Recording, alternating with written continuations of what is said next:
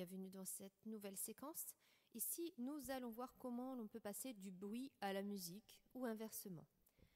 Nous allons donc nous demander, est-il possible de faire de la musique à partir de bruit?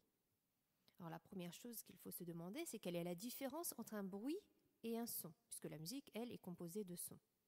Si on observe un bruit à l'oscilloscope, on s'aperçoit qu'il est désordonné, puisqu'on va pouvoir observer une sorte de gribouillis.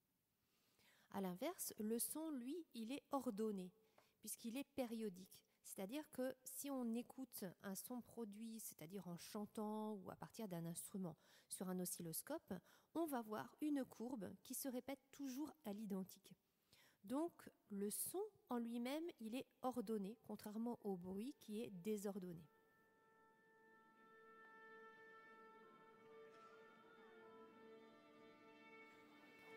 Ensuite, quand on écoute un orchestre qui s'accorde, qui se prépare à jouer, les sons sont désorganisés. Ce qui est produit par les instruments de musique devient du bruit.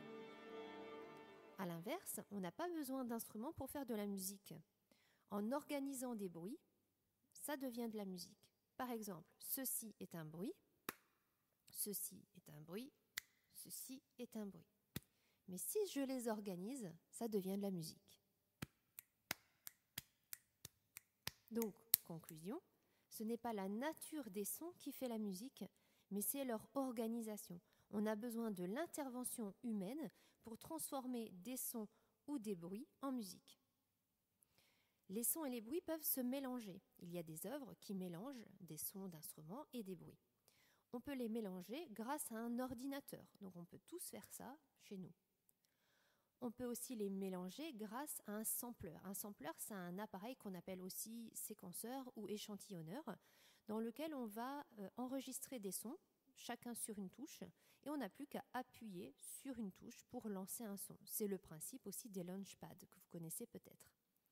On peut également utiliser des bruits grâce au pedal loop. C'est un sampler pour faire ça en direct, c'est-à-dire par exemple pendant un concert. Donc on va enregistrer en direct devant le public un son, et on va le rediffuser immédiatement en boucle.